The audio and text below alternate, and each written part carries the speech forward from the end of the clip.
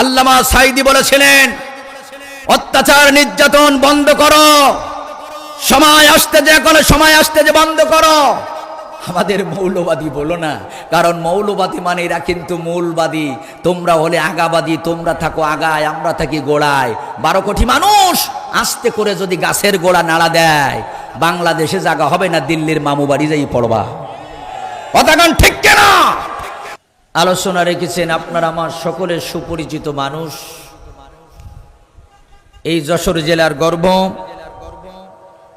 এই এলাকারই কৃতি সন্তান, আমার অত্যন্ত প্রিয় মানুষ, মহাব্বতের মানুষ, জনাব হযরতুল আল্লাহ মাওলানা সেলিম জাহাঙ্গীর সাহেব দামাত বরকতুহু আলিয়া অত্যন্ত গুরুত্বপূর্ণ আলোচনা রেখেছেন কোরআন হাদিস দিয়ে। আল্লাহ তাআলা এই আলোচনা আমাদের সকলের জন্য হেদায়েতের জন্য আল্লাহ কবুল করেন, সকলে বলছে আমিন। হুজুরের হায়াতে তৈয়্যিবা সিয়াতে কুল্লি আল্লাহ সুস্থতার সাথে হুজুরকে এই স্টেজে আসা এবং কথা বলার জন্য আল্লাহ যেন কবুল করে নেন, সকলে বলছে আমিন। উপস্থিত অত্র এলাকা এবং পার্শ্ববর্তী এলাকার বিভিন্ন দিক থেকে আগত স্বাগত দিনদার, ফরেজগার, ইমানদার, মোমেন, মোত্তাকি ভাইয়েরা, পিতৃ সমতুল্য মুরব্বী বাবারা, স্নেহের কচিকাঁচা মাসুম বাচ্চারা, সাংবাদিক ভাইয়েরা, প্রশাসন ভাইয়েরা, বিশেষ করে পর্দার অন্তর আড়ালে অবস্থানরতা আজকে মাহফিলের অন্যতম মহিলা শ্রোতা, অনন্য গুণে গুণান্বিতা, সম্মানিতা, স্নেহময়ী, মমতাময়ী আমার মা এবং ভগ্নীরা, আসুন আলোচনার শুরুতেই বিনীত মস্তকে সেজদা অবনত চিত্রে সে মহান আল্লাহ পাকের দরবারে আমরা শুকরিয়া আদায় করি যে আল্লাহ রাব্বুল আলামিন অত্যন্ত দয়া করে, মায়া করে আমাদেরকে আজকে রাতের জন্য সুন্দর একটা আবহাওয়া আল্লাহ কবুল করেছেন। আজকের এই মাহফিলে হাজারো মানুষের মধ্যে হতে বাছাই করে করে নিয়ে এই কোরআনের মাজমায় আমাদেরকে বসার মতো এক সুন্দর ব্যবস্থা করে দিয়েছেন। এখানে কথা বলার জন্য আমার মতো অযোগ্য মানুষকে আল্লাহ তাআলা এই সম্মানটুকুন দান করেছেন। এজন্য আমরা সকলে শুকরিয়া আদায় করে বলছি আলহামদুলিল্লাহ। ভাই, এটা তো 5ই আগস্টের আগের আওয়াজ দিলেন, একটু পরের আওয়াজ দিয়ে শুকরিয়া আদায় করেন। সকলে বলুন আলহামদুলিল্লাহ। এই মাহফিলটা যদি 5ই আগস্টের আগের মাহফিল হতো, বিশ্বাস করেন আমার মনে হয় না যে এই মাহফিল এরকম এত সহজে এই ময়দানে কবুল হতো, ঠিক কিনা কম? কারণ একটা মাহফিলের অনুমতি নিতে গিয়া অনেক আল্লাহর বান্দাদের কাছে বারবার করে যাওয়া লেগেছে। সর্বপ্রথম যাবেন এলাকার চেয়ারম্যান সাহেবের কাছে, উনি বলবেন যে আমার পক্ষে এ দায়িত্ব নেওয়া সম্ভব না, আপনাকে যেতে হবে ওসি সাহেবের কাছে, চলে যান আপনি ওসি সাহেবের কাছে। সেখান থেকে আপনাকে বলা হবে আমরা অনুমতি দিতে পারবো না, আপনাকে যেতে হবে ডিসি সাহেবের কাছে। এতিমের মতো আবার এখান থেকে আপনাকে যশোরে যেতে হবে ডিসি সাহেবের দরবারে অনুমতি নেওয়ার জন্য। উনিও বলবেন যে এই অনুমতি আমি দিতে পারবো না, এমপি সাহেবের একটা স্বাক্ষর লাগবে, আর কোন বক্তা ওয়াজ করবে বক্তার আইডি কার্ড জমা দিতে হবে। কথা বলুন ঠিক কিনা? আমার বন্ধুগণ, তার মানে গত বছর পর্যন্ত কোরআনের মাহফিল করার মতো এত বড় অপরাধ আর বাংলাদেশে কিছু ছিল না। এত কিছু করার পরেও আমার বন্ধুগণ, ওয়াল্লাহি আল্লাহর কসম দিয়ে বলি, প্রমাণ আছে এই বাংলার জমিনে এমন কিছু মাহফিলের অনুমতি নিতে গিয়া 5,000, 10,000, 20,000 টাকা পর্যন্ত অনেক বেঈমানদের পকেটে গুজে দেওয়া লেগেছে। তারপরেও তো আমরা নিরাপদ ছিলাম না। ওরা স্টেজের পরে এসে একেবারে কিরামান কাতিবিনের মতো বসে থাকতো। দলের বিরুদ্ধে, নেতার বিরুদ্ধে, চরিত্রের বিরুদ্ধে কোনো কথা বললেই সাথে সাথে কাউন্টার দিয়া বক্তার কাছ থেকে মাইক্রোফোনটা কেড়ে নিয়ে কুত্তা বিড়ালের অপমান করে, কুত্তা বিড়ালের মতো স্টেজ থেকে অপমান করে নামিয়ে দেওয়া হতো। জোরে বলুন কথা ঠিক কিনা?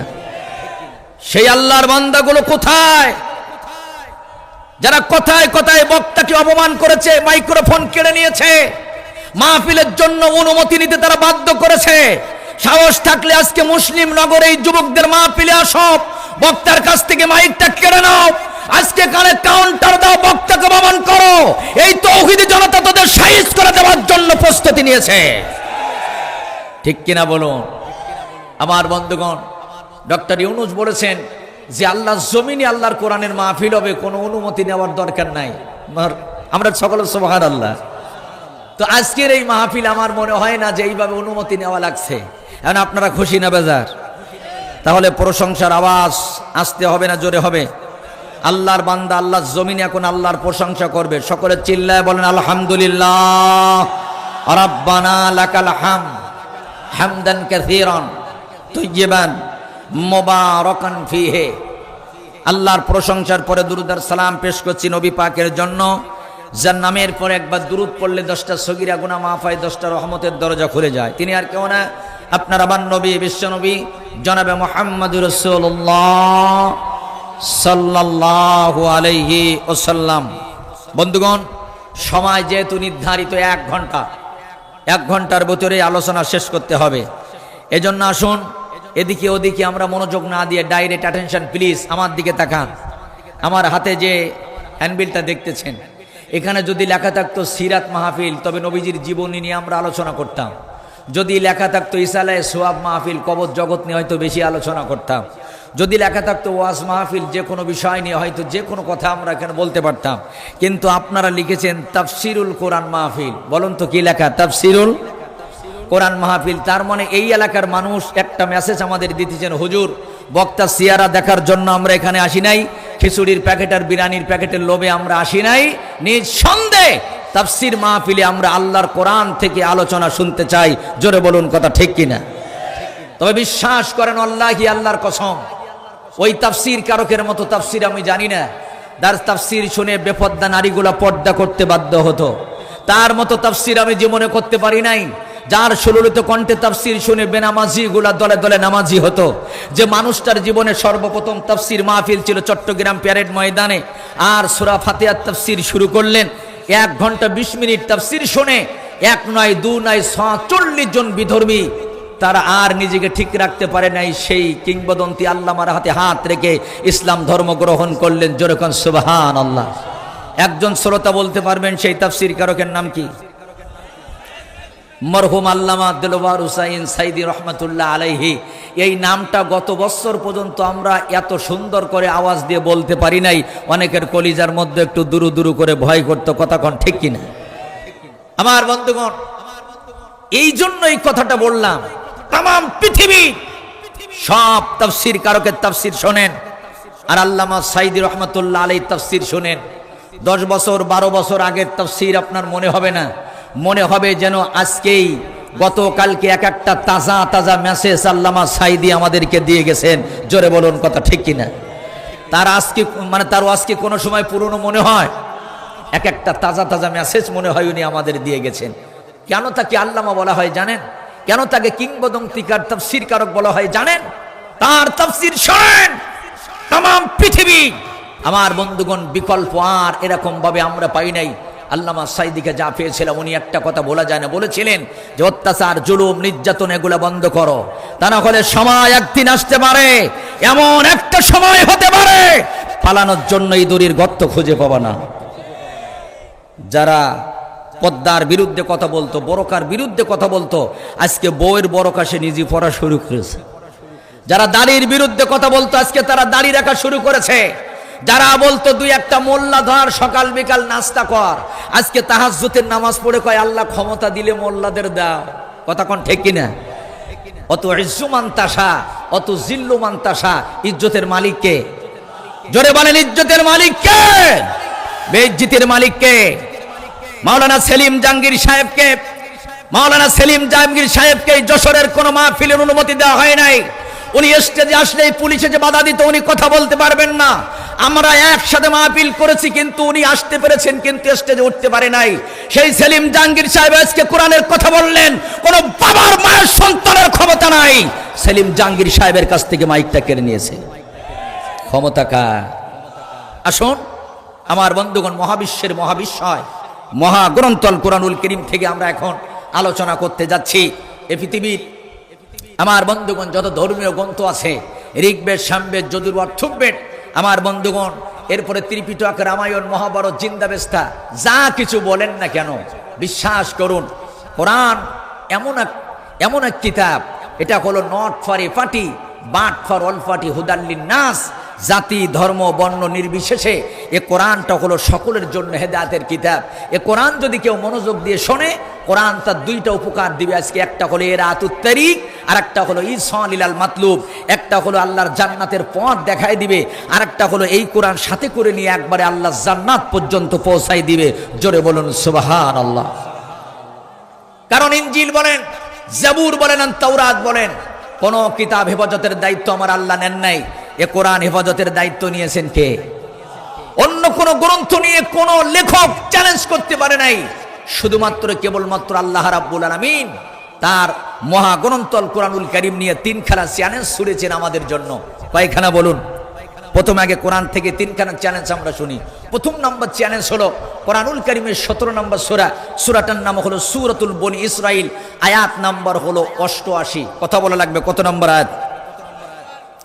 আল্লাহ রাব্বুল আলামিন ডেকে বললেন, উল্লা ইন ইজতামাআতিল ইনসু ওয়াল জিন্নু আলা আইয়াতু বিমিথলি হাযাল কুরআন লা ইয়াতুনা বিমিথলিহি ওয়ালাউ কানা বা'দুহুম লিবা'দিন যাহিরা। জোরে কোন আল্লাহু আকবার। আল্লাহ রাব্বুল আলামিন বলেন, এই পৃথিবীর মানুষেরা, এই পৃথিবীর জিনেরা, তোমরা এক দল আর এক দলকে সাহায্য করো, আর তোমরা সমস্ত পৃথিবীর মানুষগুলো একত্রিত হয়ে যাও, জিনকে তোমরা সাথে নাও, সাহায্য করো, আর আমার কোরআনের মতো আর একটা কোরআন তোমরা বানানোর চেষ্টা করো। আমি আল্লাহই বললাম, আমার কোরআনের মতো আর একটা কোরআন তোমরা বানাইতে পারবা না। এ চ্যালেঞ্জ কার? আজ পর্যন্ত চ্যালেঞ্জ গ্রহণ করার মতো কোনো বাবার বেটা কি আমার বন্ধুগণ সাহস করেছে? 2 নম্বরে আল্লাহ রাব্বুল আলামিন বললেন, একটি কোরআন বানানো লাগবে না, তোমাদের সহজ করে দিলাম। কোরআনুল কারীমের 11 নম্বর সূরা, সূরাটার নাম সূরাতুল হুদ, আয়াত নাম্বার হলো 13। জোরে বলেন, কত নম্বর আয়াত? আল্লাহ রাব্বুল আলামিন ডেকে বললেন, উল ফাআতু বিআশরি সূরাতিন মিছলিহি মুফতারাআতি ওয়াদউ মান ইসতাতা'তুম মিন দুনিল্লাহি ইন কুনতুম সাদিকিন। আল্লাহু আকবার। আল্লাহ পাক বলেছেন, 114টা সূরা সম্বলিত এ মহাগ্রন্থ আল কোরআনুল কারীম তোমাদের বানানো লাগবে না, যদি পারো 10টা সূরা বানাও। কয়টা? 10টি সূরা বানাও। কেউ চ্যালেঞ্জ গ্রহণ করে নাই। এরপরে আল্লাহ রাব্বুল আলামিন ডেকে বললেন, তোমাদের 10টি সূরা বানানো লাগবে না। কোরআনুল কারীমের 10 নম্বর সূরা, সূরাটার নাম হলো সূরাতুল ইউনূস, আয়াত নাম্বার হলো 38। কত নম্বর আয়াত? কথা বলেন। আল্লাহ রাব্বুল আলামিন একদম সহজ একটি চ্যালেঞ্জ আমাদেরকে ছুড়ে দিলেন।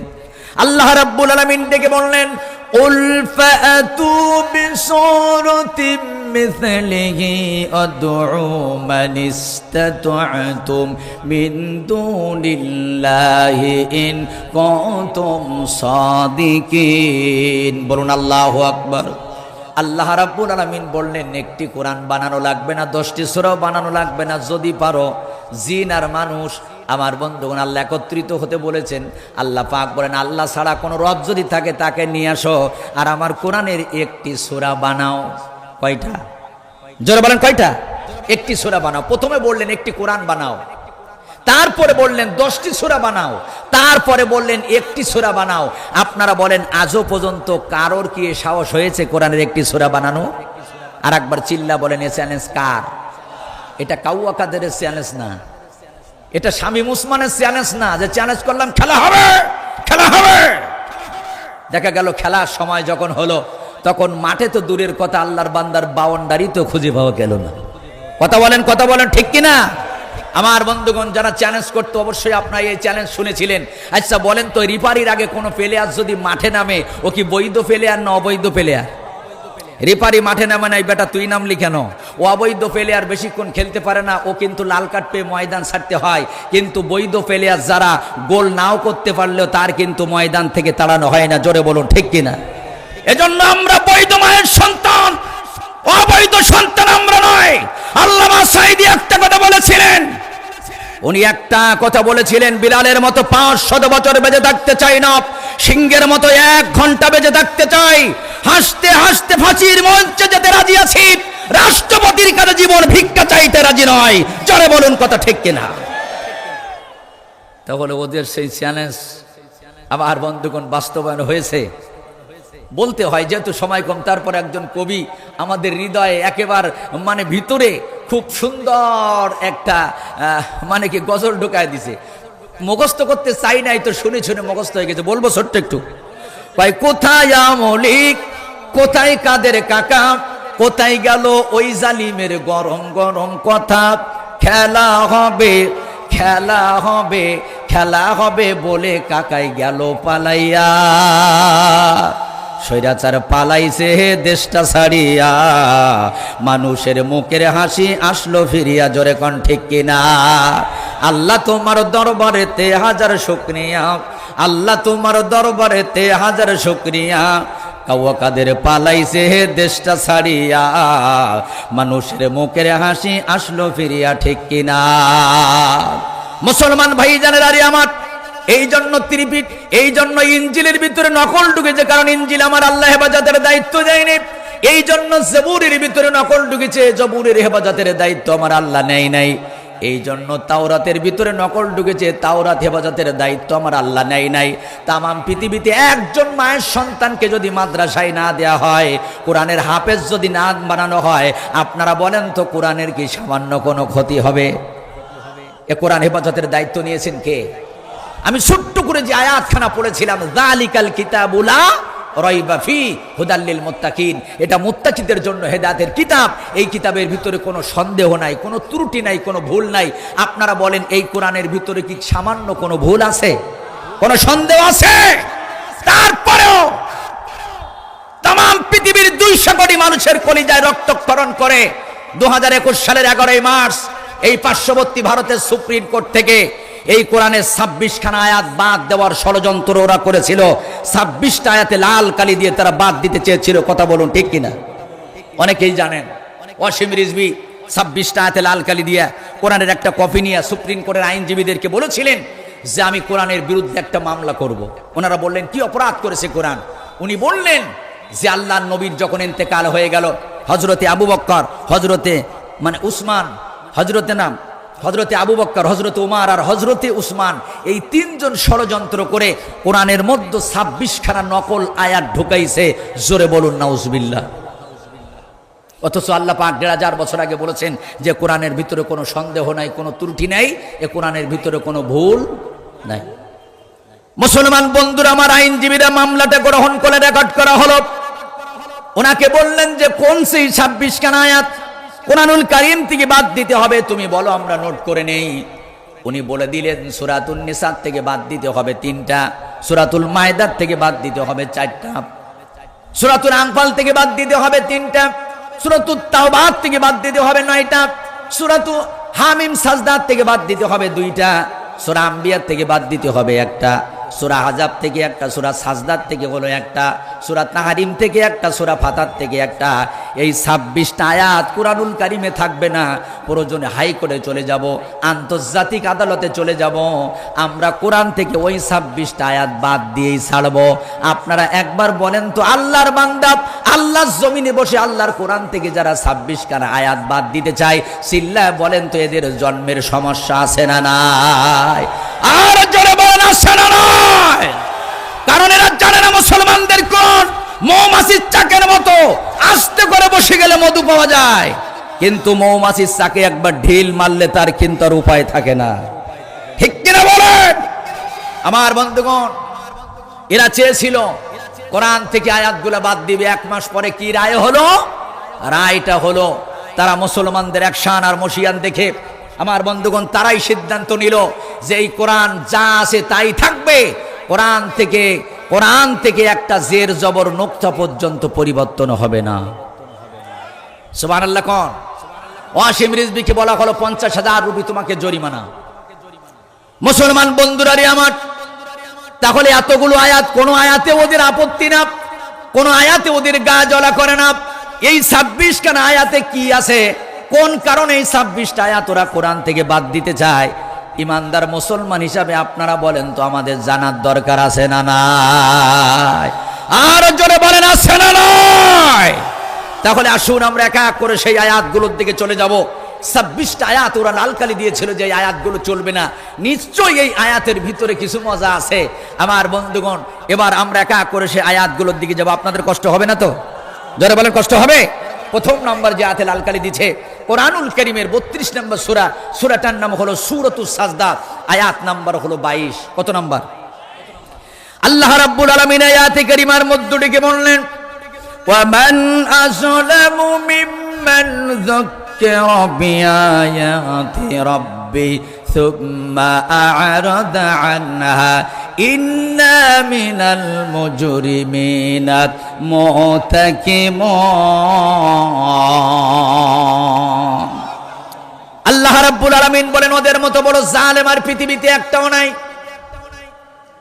যারা আল্লাহর পক্ষ থেকে মহাগ্রন্থ আল কোরআনুল কারীম এই পৃথিবীতে এসেছে, এরা জানে কোরআনের আলোচনা চলে, কিন্তু সেখান থেকে মুখটা ফিরায় নাই। কোরআন শোনে না, কোরআনের আলোচনার এই মজমায় তারা বসে না। রাস্তাঘাটে দোকানপাটে ঘুরে বেড়ায়, লটপটি বটপটি বুট বাজা বাদাম বাজা খায় আর ঘুরে বেড়ায়, কোরআন শোনে না, কোরআন ভরক্ষেপ করে না। আল্লাহ রাব্বুল আলামিন ১৫০০ বছর আগে বলেছেন ওরা হলো পৃথিবীর সবচেয়ে ১ নম্বরের বড় জালেম। এ কি মোল্লার কথা না আল্লাহর কথা? আরো জোরে বলেন কার কথা? কিন্তু আজকে আমরা মুসলমানের সন্তান এইটা বুঝলাম না। মুসলমানের সন্তান এইটা বুঝলো না। আবু জেহেল রাত জেগে যখন কোরআন শুনতো, বুট বাজা লাগতো না, বাদাম বাজা লাগতো না। আর আমাদের 2 ঘন্টা ওয়াজ শুনতে গেলে 300 গ্রাম বাদাম বাজা লাগে, ঠিক কিনা কন? আবু জেহেল কি মনোযোগ দিয়া কোরআন শুনতো। সকাল হয়ে গেছে, আকনাস গুতু দিয়ে কয় বাড়ি যাবেন না? আবু জেহেল কয় কোরআন এত ভালো কেন, যত শুনি তত মজা লাগে। আমার প্রশ্ন হলো, আবু জেহেলের মতো একটা কাফের যদি কোরআন শুনে এই কোরআনের কয়েকটা সূরা মুখস্থ পর্যন্ত করতে পারে, আর তুমি মুসলমানের বাচ্চা ইমানের সাথে নিজেকে মুসলিম বলে দাবি করো, নিজেকে আইডি কার্ডে মুসলমান বলে পরিচয় দাও, কোরআনের মাহফিল দেখে তুমি রাস্তাঘাটে থাকতে পারো না, কোরআনের মাহফিলের আওয়াজ শুনে তুমি বাড়িতে থাকতে পারো না, এই রকম কাজ যদি কোনো মুসলমানের সন্তান করে, আমার মনে হয় এর চরিত্র আবু জেহেলের চেয়ে আরো খারাপ। জোরে বলুন কথা ঠিক কিনা? মুমতাজের গান শুনলে তোমার ভালো লাগতো, আয়ুব বাচ্চুর গান শুনলে তোমার ভালো লাগতো, টাকলু মোরাদের গান শুনলে তোমার ভালো লাগতো, আর কোরআনের মাহফিল হলেই তোমার মুখটা হনুমানের মতো কালো হয়ে যেত। জোরে বলুন কথা ঠিক কিনা? আমার বন্ধুগণ, এই কোরআনের সাথে যারা বেয়াদবি করেছিল, আল্লামা সাঈদী বলেছিলেন অত্যাচার নির্যাতন বন্ধ করো, সময় আসতে যে এখন সময় আসতে যে বন্ধ করো। আমাদের মৌলবাদী বলো না, কারণ মৌলবাদী মানে এরা কিন্তু মূলবাদী। তোমরা হলে আগাবাদী, তোমরা থাকো আগায়, আমরা থাকি গোড়ায়। 12 কোটি মানুষ আস্তে করে যদি গাছের গোড়া নাড়া দেয়, বাংলাদেশে জায়গা হবে না, দিল্লির মামু বাড়ি যাই পড়বা। কথাগান ঠিক কেনা? এ যশোরবাসী আপনারা দেখেন নাই, গোটা পৃথিবীতে ইতিহাস রচনা করেছে যশোর জেলা। এবছর কোরআনের এক মাহফিলে 25 লক্ষ মানুষের আগমন। সুবহানাল্লাহ বলবেন না? সবাই বলেন কত লক্ষ মানুষ? 25 লক্ষ মানুষ। ওই দিন আমার যশোরে মনে হচ্ছিল আরশের মালিক, ওইখানে মিজানুর রহমান আজহারীর নাম না থেকে ওইখানে যদি লেখা থাকতো তৃতীয় দিনের প্রধান বক্তা কিংবদন্তি আল্লামা বিশ্ববরেণ্য কোরআনের পাখি আল্লামা সাঈদী, আমার মনে হয় শুধু বাংলাদেশের মানুষ নয়, গোটা পৃথিবীর থেকে সাঈদী ভক্ত মানুষগুলো পঙ্গপালের মতো ওই যশোর জেলায় ছুটে আসতো। জোরে বলুন কথা ঠিক কিনা? আমি তাদেরকে বলতে চাচ্ছি, শোনো, 40 বছর পরে যদি বঙ্গবন্ধু হত্যার বিচার বাংলার মাটিতে হতে পারে, আজ হোক কাল হোক আর আমাদের সন্তানরা হোক, একদিন না একদিন আল্লামা সাঈদী হত্যার বিচার এই বাংলার মাটিতে হবেই হবে, হবেই হবে। জোরে কোন ঠিক কিনা?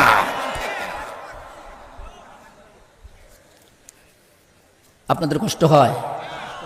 তাহলে একটু আওয়াজ দিতে ভয় পাচ্ছেন কেন? তাকবীর দেন, লিল্লাহে তাকবীর, লিল্লাহে তাকবীর। বন্ধুগণ, ইব্রাহিম আলাইহিস সালাতু ওয়াস সালামের তাকবীরের ধ্বনিতে নমরুদ ময়দান ছেড়ে পালিয়েছিল।